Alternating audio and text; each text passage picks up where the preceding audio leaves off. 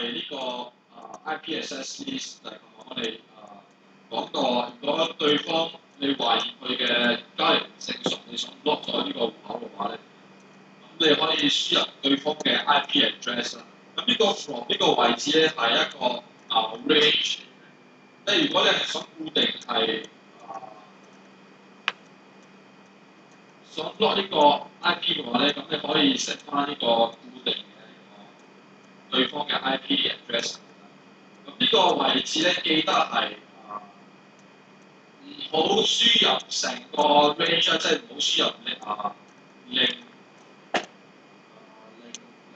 零晒到一嘅話咧，咁呢個情況咧就會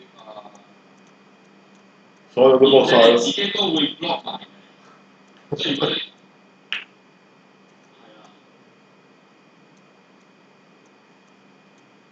如果你 block 晒成個 range 嘅話，你哋自己都唔可以登入嘅。咁呢個情況咧連我哋都入唔到嘅。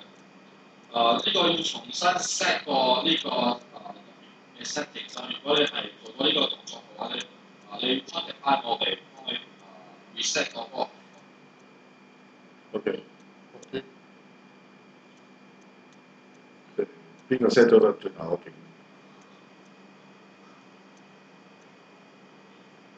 ？Data centers 呢個位置同埋我哋都講過係嗰個 DC 嘅呢個功能寫翻一個 description， 咁喺客戶嘅平台嘅右下角嗰度就可以睇到而家有嘅呢個 DC 嘅呢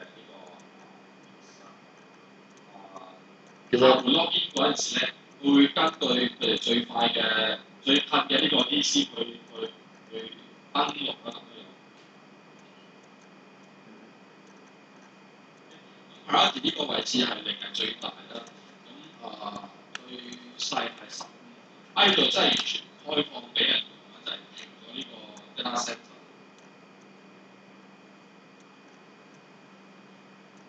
接落嚟咧就係呢個 time 嘅呢個 settings。咁呢個 time 嘅 settings 咧唔係交易嘅時間嚟嘅，呢個係 MT4 server 嘅工作時間。所以呢個工作時間咧都要再做任何嘅改動。交易嘅時間係喺每一個產品入邊去 set 呢個交易嘅時間。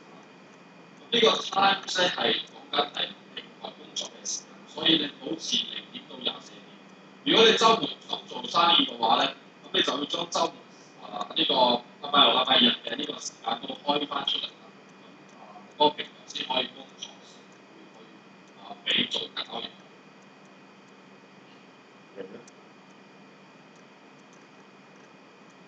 呢個應該冇咩問題。跟住接落嚟咧係 holiday 嘅呢個部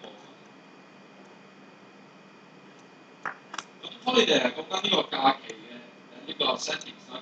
咁假期嗰度你可以固定咗落嚟係每一年嘅可能聖誕或者係新年1月1號係金同埋木都係冇嘅。其他嘅你可以呢個 every year 你可以揀翻幾時係呢個公共假期。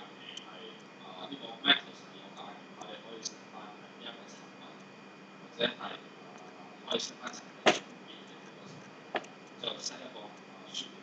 咁如果呢個譬如講1月1號呢段時間，可能我仲有開放幾個鐘嘅呢個交易牌，咁我哋可以喺呢個 working time 嘅呢個地方咧，可能我 set 翻18點到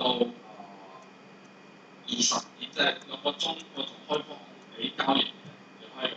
即係其他嘅時間你交易係18點到20點係可以做交易，呢個係一個 work time。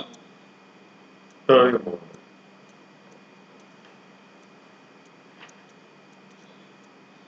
好啦，咁我哋繼續落嚟就會講到 symbols 嘅呢個 settings 啦。加入嚟跳咧，係要一點咁跳啦，或者係令